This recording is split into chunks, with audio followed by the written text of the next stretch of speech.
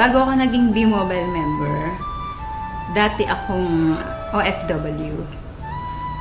Caregiver ako sa Israel ng almost 8 years. Pero bago pa ako napunta ng Israel, pumunta rin ako sa ibang bansa, sa ibang lugar. So, nagtrabaho ako sa Korea, nagtrabaho ako sa Saudi. So, ang trabaho ko doon, syempre mag-alaga ng matanda. Sana nanay ko yung inaalagaan ko, kasama ko, pero ibang lahi o ibang tao. Nung mga panahon na meron akong inalagaan na matanda na nagkakalat siya ng dumi, naiihi siya sa panty niya, minsan pag pinapakain mo siya, pahirapan, yung mumurahin ka pa niya, dahil akala niya pinipilit mo talaga siyang kumain. Pero syempre, bilang caregiver, kailangang ibigay mo sa kanya yon. So pagka minumura ko, ganun, naiiyak na lang ako kasi hindi mo naman siya pwedeng patulan. Caregiver ka nga eh. Naiisip ko yung parents ko. Kasi dapat ako yung kasama nila sa bahay, pero matagal akong wala. Lagi akong nasa abroad. Anong mga time na yon, sabi ko sa sarili ko, pag umuwi ako ng Pilipinas, ayoko nang bumalik sa abroad. Kaya naghanap talaga ako ng opportunity na yung mag-i-stay na ako sa Pilipinas, yung hindi na ako aalis. Ayun, nakita ko nga si B-Mobile. Nung nag-grab ko to, nakita ko yung opportunity. Ang laki nung pinagbago sa buhay ko. Pinangako ko kasi sa sarili ko nga na ayoko na mag-abroad. Yung gusto ko makasama ko na yung family ko rito. Kasi syempre tumatanda na yung parents ko. Yun yung nag-push din sa akin para gawin ko si B-Mobile.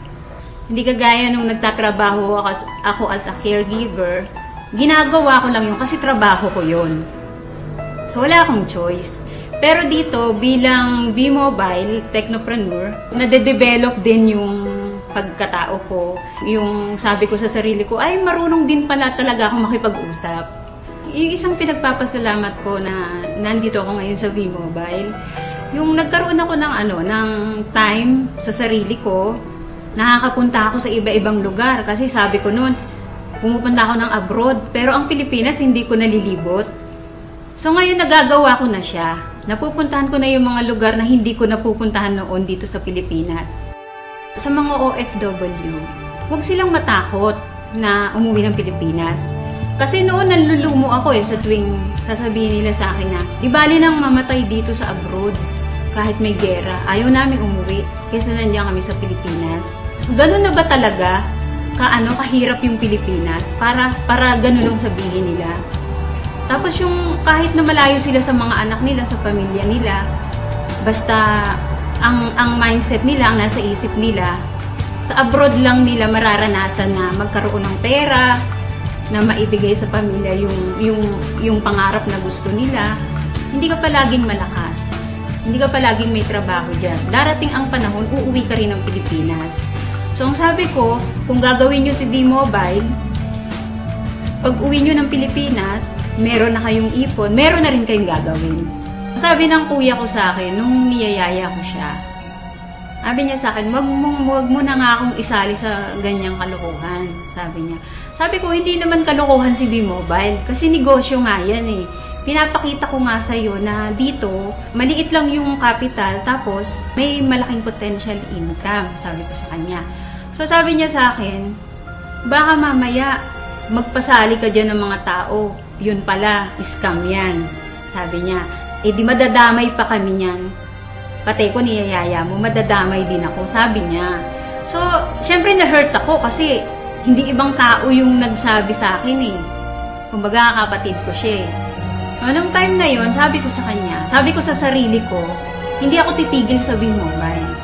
Hindi ako titigil hanggat hindi ka naniniwala sa akin, hanggat hindi ka sumasali sa akin, at hanggat di ko napapatunayan sa'yo na totoo si B-Mobile. So, good news, kasali na siya sa B-Mobile. Huwag kang titigil kung ano yung naumpisahan mo. Kasi, gusto mo bang bumalik uli sa abroad? Gusto mo ba uling magtrabaho sa abroad? Bumalik sa dati. Yung lagi kong tinatandaan. Kasi nga, diba sabi ko sa'yo, natatakot ako na bumalik uli sa abroad. Sa mga OFW na kagaya ko, subukan ninyo na mag-invest sa WeMobile. Hindi naman habang panahon na nasa abroad kayo, darating ang time hindi nyo na rin kakayanin magtrabaho. Sana lang, huwag pagiging OFW ang ipamana ninyo sa anak ninyo. Ang ipamana nyo sa kanila yung makapag-aral sila at pagkatapos nun, magnegosyo sila. So ito na yung chance ninyo. I-grab nyo na to kasi bihira yung opportunity na ganito. Na hindi lahat ng company na nasasalihan ninyo ay kagaya ng WeMobile.